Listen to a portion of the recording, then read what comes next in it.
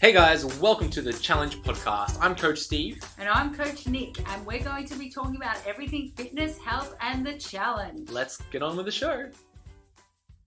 What's up guys, Coach Steve here, and welcome back to another episode of the Coach's Corner. Today I'm joined with our co-host, Coach Nick. Nick, how are we doing today?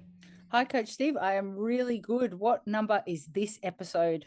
This is episode number 11, legs 11. Wow. It's we're in the double digits, we're on this way, and 1-1, isn't that like a lucky number in some parts of the world? Yeah, for sure. I don't know what parts, but definitely, usually 1 is a lucky number. Definitely. Well, 2 1s must be luckier than 1-1, right? Except 2 1s make 2, so I'm not sure. 1-1-1. Because I think maybe like 1 plus 0, like 10 is a lucky number. But I would love someone to actually verify this information, because I'm not so sure. So Yeah. tell us what 11 means. Yeah. Interesting. Episode number 11 of the Coach's Corner. Coach's Corner, where we offer our tip for the week. But Nick, let's jump right to it. We're in our little boxing ring. You're in the red corner. I'm in the blue corner. Let's talk tips. What advice do you have for us this week? All right. So I hope that you put your gloves down over this one and agree with me. I really think that this is non-negotiable. So it's Coach Steve, if you've got anything to say, I'm ready to fight you over this one. Why women should train their upper body? Why? Because firstly, the reason that we're even asking this question is because I think when women first go into the gym, this is just a generalization, a lot of programs are designed in terms of, booty blasting. Let's get the most out of those legs, even legs 11 that we just spoke about before. It's all about sculpting that lower body. We see booties everywhere. We see silicone booties. We see booties are the flavor of the month. So I can see why people like to do that, but also not just that. From a point of view of feeling good in the gym, women are very strong in their lower body. So it's naturally something that you're drawn to train, because you can improve very, very, very quickly there. And you actually get that thrill when you can squat a lot and do those like exercises, and you feel pretty like a badass. So you're drawn to doing that as well, because naturally it sounds weird, but it's easier for us in general to train our legs. It's only once you start to dabble in the upper body, get a program and see some results, that you realize that upper body day, or, if you're doing a full body program, then upper body exercises are just as exciting as lower body. I cannot explain to you how exciting and thrilling it is to overhead press a great deal of weight. Today, I'm only saying this because it's in the podcast. I'm not saying it because I'm good at stuff or anything like that, but I have worked a lot on my upper body, and I was pressing over my head the same as a couple of people were squatting in the squat rack, and those women were saying, oh gosh, I don't feel good squatting my thing. But everyone's different. But what I'm saying is, it is so empowering. You feel so amazing when you get so strong in the upper body. So that is one reason why. It's just empowering. Secondly, because we like to talk about physique development here at M Challenge, we really like to talk about having the ultimate physique. You really need to have a balanced physique. The ultimate physique it's not really about being bigger or smaller, unless you're a pro bodybuilder. It's actually about having symmetry. So you'll very quickly realize that there are parts of your upper body that you need to train to get that symmetry that you desire. So if you're after that if you're not naturally blessed with the hourglass look, the way that you can actually get it is not to whittle yourself away into nothing. It's actually to make the parts around your waist bigger for the illusion of a smaller waist. So things like lats and shoulders come into play. You can get the look of a Dorito, I like to say, where you're a triangle, and then you can be another upside down Dorito the other way. But we're talking about upper body, so you want to get those lats. You want to get them happening. There's nothing better than a wonderful back physically on a woman, and also in physique sports, shows are often won from the back. And there are some young women coming up in the ranks now that have amazing backs. So they've got the memo. Shoulders are next level to actually see physically. they really complete your physique. I'm telling you now, people think that you are better than what you are if you've got a massive set of shoulders. I'm just telling you. But anyway, apart from that, because people might say, okay, Coach Nick, I don't really care. I'm not a bodybuilder. I don't care. I don't want to get quote unquote big or bulky. Well, firstly, we'll just dispel that myth, because it's pretty hard to get big. It's the body fat over the top of that will make you possibly look bigger, but we don't have as much testosterone as men, so it's going to not be that easy for us to get huge unless we're on gear, which we're not talking about today. So just get rid of that. You are going to actually look more sculpted than what you think if you start doing that. If you start training your upper body, you will also have improved functionality in general. So it can help with everyday tasks. Like, okay, I don't know about you, but I only like to do one trip max, carrying my groceries in.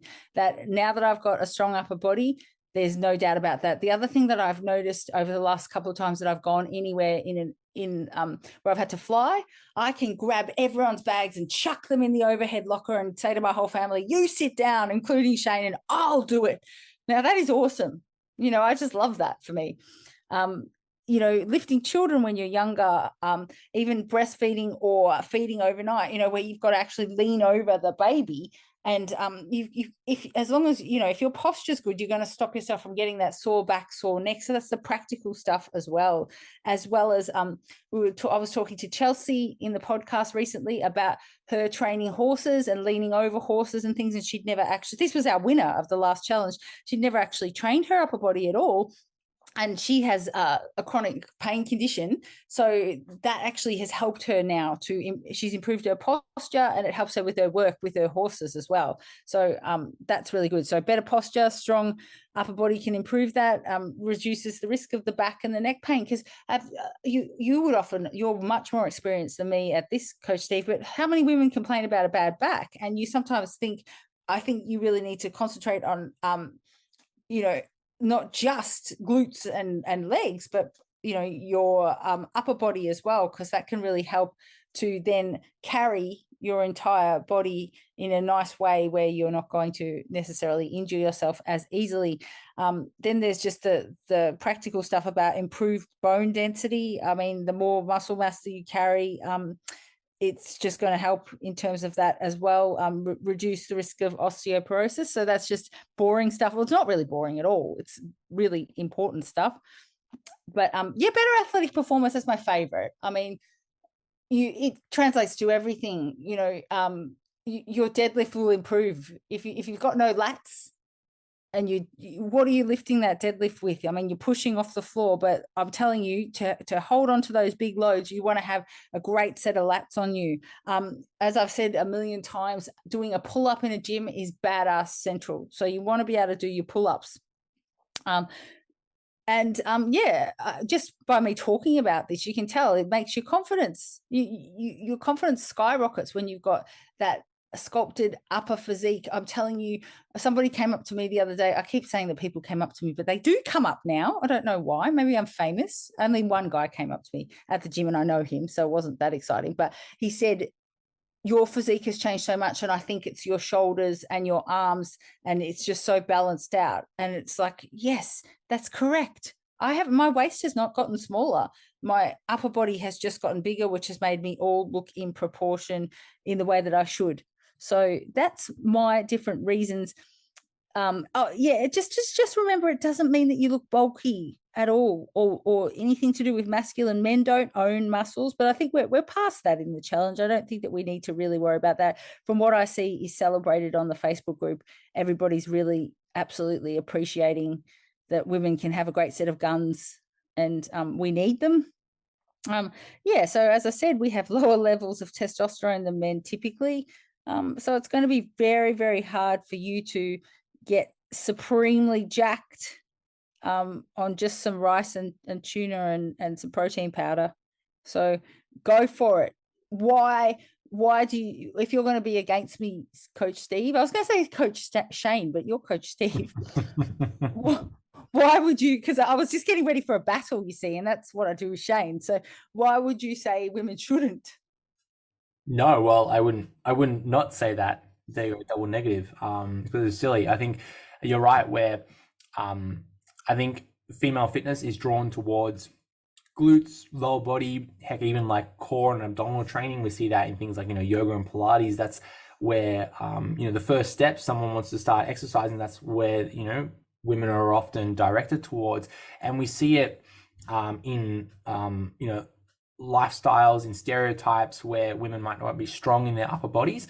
Even look at something like the push-up versus the quote, female version of the push-up on your knees. Like, why is that even a thing? It's, kind of built into our societies. And, talking about the risk of injury, we do see a higher prevalence of shoulder, neck, and like upper back related pain and injuries in women compared to men. And I would argue that's very closely linked to the muscle mass in those areas where, for guys, really easy for us to gain muscle mass in our upper body compared to our lower body.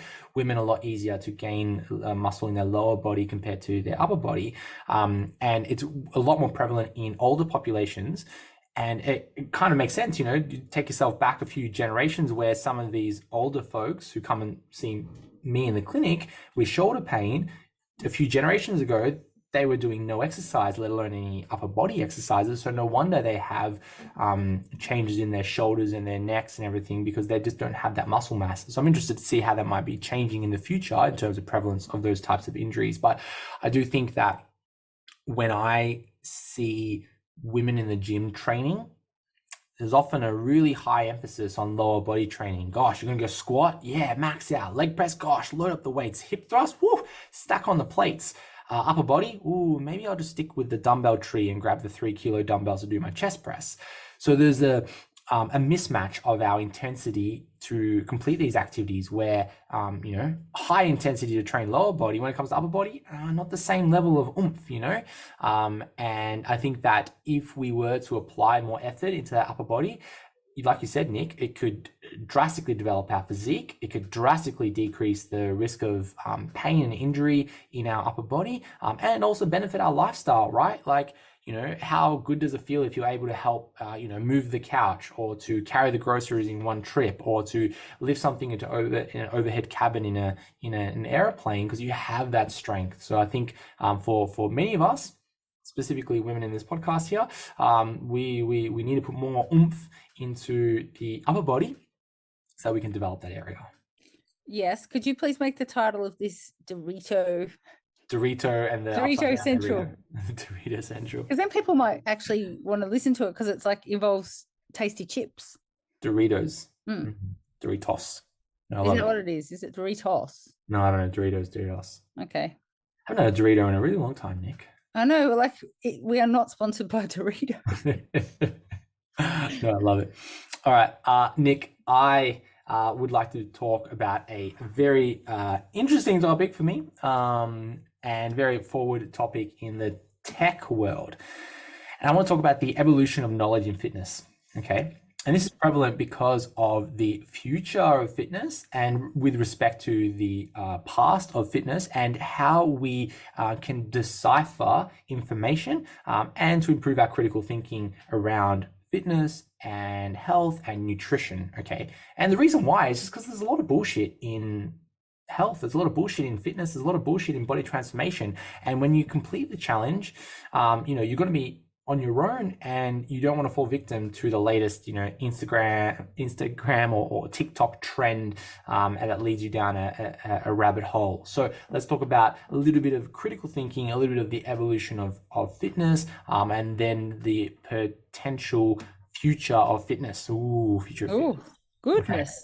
So firstly, we need to respect that the start of the knowledge of fitness came from anecdotes. It came from the gurus, right? And you see that now, people are still hung up on their favorite bodybuilder of the 60s or 70s, what they did, right? As if they're a guru. And we see that across lots of industries of like guruism. There's the one person who knows it all. They have all the anecdotes and they have the answer, the only answer. And that can be very dogmatic, as if like this was the one way to do it and it's the one way to do it forever, which we know knowledge adapts and grows. one look at the medical world, and you could see how, a few centuries ago, people were using leeches to try to extract blood to cure diseases, and now we're using medication, right? A few centuries ago or so, bacteria and germs and sanitization didn't even exist, and now we understand the role of microbiomes in the environment. So things and knowledge grows, and there's no different into the fitness space. So if you're hung up on your favorite guru, or listening to people say, oh, in my experience X, Y, and Z, and I'm very cautious about using that because I hate saying in my experience this, maybe they're not the people that we want to be basing a lot of our understanding of fitness from. Now, fast forward to the past couple of decades, we have established a very large evidence-based fitness database, right? Where we use evidence, and what evidence is taking an anecdote and timesing it by 100, right? So instead of me watching Nick how she trains, a case study of 1, I might observe a population of Coach Nicks, 100, 200 Coach Nicks, and look at a broader sense and go, okay, if I get 100 or 200 people to follow this training program, what's the outcome? And I might find that 50 of those people got really great results, 50 of those people didn't get any results, and then 100 of those people actually got negative results. So then I can conclude that on average, following this training program actually decreases our training over time. So this is where evidence-based practice comes in, where we go, okay, we can decipher through different articles and journals and try to come up with an idea. But that gets really hard, Nick. I've done a master's degree on reading research, and geez, I suck at it, right? And there's no expectation that you, just an average fitness enthusiast, should be reading research, and that's not the goal of this. So what do we do instead?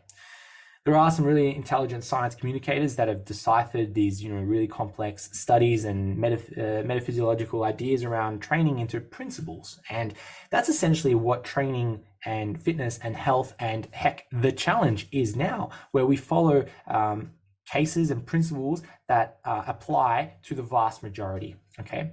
And a lot of our training in the challenge, a lot of our training at the moment is algorithm-based, lots of if-then ideas. If your goal is weight loss, then this. If you are of this weight and this height, then this. If your goal is to build your biceps, then this. If then this, then that is the concept of it. And a lot of our decisions are decisions that have used algorithms or used early concepts of artificial intelligence, okay? Which leads into the main point of my Coach's Corner, is to embrace artificial intelligence in the future of your fitness journey, okay? And it's probably something that you do right now, where if you use any sort of app or formula or computation or spreadsheet, you're probably using some early versions of AIs. If you've used the challenge, that's essentially an AI where we're using algorithms to predict and prescribe something to you more personally. And if you have been living under a rock in the past couple of months, there's been a huge explosion in artificial intelligence, in AI, in large language models, LLMs, primarily through ChatGPT, okay? And what I've done today, Nick, is I've actually gone onto ChatGPT and I asked ChatGPT, can you, talking to the AI, can you predict how AI can be used by those with muscle building and fat loss goals in the future, okay? And this is the answer that ChatGPT gave me, which I thought would be interesting, because I think in the future, as we understand what better questions to ask individuals, we can prescribe better training programs, better nutrition plans, so that we can expedite the muscle building and fat loss goals, right? Those pursuits, we can get better at that. Because at the moment, we're really close, 90% of the way, but we could always get better. And if we can leverage a computer and leverage different data points and make these really complicated calculations, we can prescribe better models. And in the future, Nick, I think most fitness professionals, most jobs will be replaced by an AI. What role a coach will have, and coach specifically, not fitness professional, is that role of the final touch-ups, where you might use an AI to prescribe a training program, prescribe a nutrition plan, but a coach might be there just to do the final review of it all, and then to provide motivation, support, and problem solving, right? Where an AI might not be able to help with that. And realistically, right now, you can go onto Google and type in nutrition plan for weight loss, and it will give you one. And you can do that right now. You can go to ChatGPT and you can type in, write me a nutrition plan for weight loss, and it will provide you one. The more information we can provide it, the better outcome. So this is the answers that ChatGPT gave me on how in the future an AI can help with muscle building or fat loss goals. So in no particular order, the first one that you said was to personalize workout and nutrition plans. So AI could be used to develop personalized workout and nutrition plans based on individual goals, preferences, and physical abilities. This could involve analyzing data from wearable fitness trackers, dietary information, and medical records to create tailored plans and optimize muscle building or fat loss. And I think this is really cool, where at the moment we ask a series of questions as fitness professionals to help tailor a program. And those questions could be, what are your goals?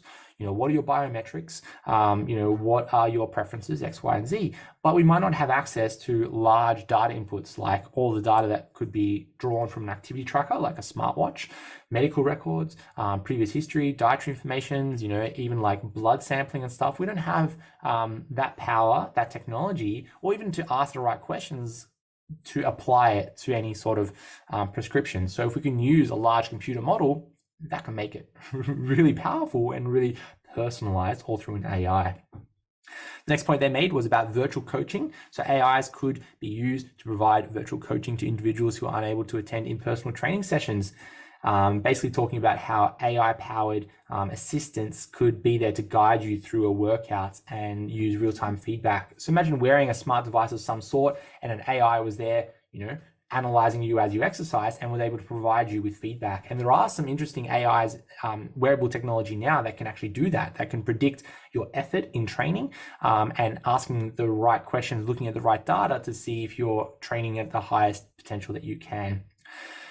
Next point would be to automate tracking and analysis. So this is about AI could be used to automate the tracking and analysis of data related to muscle building or fat loss. This could involve analyzing workout data, nutrition logs, sleep patterns, provide insights into progress and areas of improvement.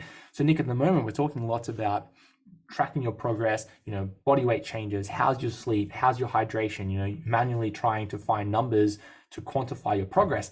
Imagine if an AI can do all that for you, where it can determine your quality of sleep, determine how hydrated you are throughout the day, determine how many calories you're actually consuming versus expending, and tracking more information so you can get a really good picture on your data. And then it could analyze it all for you and go, hey, Steve, you're actually not hydrated at the time of your training, or 20 minutes into your workout, you are reaching a dehydration level, which is affecting the rest of your workout. Okay, great information. I can apply that further.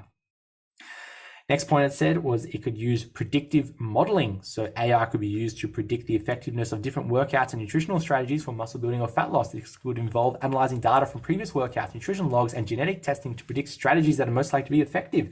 So I think this is really cool, where you could feed this information into a model and it could say, hey, Nick, for you, for your body shape, your genetics, your environment, this type of training is better suited for muscle building goals. So it can analyze endless data to provide that for you, which I think would be really cool. And then the final point it made was that AI could help to build virtual reality workouts. So imagine in the future, you are able to put on a headset and you are now in a jungle doing a workout, and you're climbing trees and you're swinging on vines and you're doing all the good stuff in a VR environment. So it could be a great way to build muscle, expend energy, and make it really fun and exciting. So I think the future of fitness can be really cool. It can be daunting, can be scary for some individuals, but it is another tool that we can use and that we can get better information from ourselves, more efficient strategies to reach our goals, and basically a PT that could be next to you 24/7, that you can ask it questions and advice and guide you along the way. Now, in the scary part is like, where do we fit in all of this? You know, are we going to be replaced? Yeah, maybe one day. But the role of understanding the experience of weight loss, understanding the experience of building muscle is really powerful. Being there to help with problem solving is something a computer might not be able to do right now. You know, to say, oh, I'm not losing weight. Okay, what is the missing part here? All right, we have all this data. How do you even interpret all that data? How do you interpret the human? And that's the personal aspect of personal training. That's what a coach could do. So I don't see a coach or a PT going anywhere soon. I think a fitness professional, if their job is just to write programs, like an AI right now, you're going to ChatGPT, write me a strength training program to build my biceps. I could spit out a pretty nice program for you. But the application of that can be really challenging. So Nick, that is a little bit of a tip or a summary of the evolution of fitness. And I think in the future, we will be using AI more and more and more. That'll just be part of our everyday lives, just like the smartphone, just like the internet, just like a telephone. It'll be something that we lean on and leverage every single day. Definitely very interesting. And if anyone's resistant to that, then you've just got to think of how many things you already used, like you've just mentioned, you know, even just tracking our data and things like that. I mean, that's just the beginning. So yeah, I think there's always going to be room. Even there was a debate even about bringing in virtual classes for group fitness as to whether people would like that or not. But they've got their place, as well as still having your group fitness instructors that go out and chat to people one-on-one in real time as well. So, you know, I think it's about learning and embracing and using it in a way that is going to actually serve you well. Yeah, absolutely. I think it's just another tool that we can leverage. It might not completely replace, right? Like you can't get an AI to do the exercise for you. You might maybe, I don't know, get an AI to do the meal prep for you one day in the future, but you still physically have to eat the food, or maybe you get the AI to feed you. I don't know. But like when it comes to exercise, you still need to contract your muscle, right? So, you know, we haven't worked out a way to do that yet. Unless you're using some sort of TENS machine to electrically stimulate a muscle. But, you know, there's still a part that we need to input into it. So I think in the future, AI will be deeply ingrained into fitness. And hey, it could make for, you know, more efficient muscle building and fat loss strategies, which is exciting, right? Imagine, you know, putting in 12 weeks of effort, but you're really getting 20 weeks worth of, you know, results in 12 weeks because of more efficiency with programming. So I think that is exciting, and how we can use computers even more than we do now to get better results. Bring it on. Bring it on. Whew. Nick, let's wrap it up there. Episode number 11 of the Coach's Corner. If you enjoyed this episode, let us know, and we'll catch you next week, episode number 12. How good? How good. See you guys. Thanks for tuning in, guys. If you like the show, share it with a friend. Or leave us a review on iTunes to spread the good word. See you next time.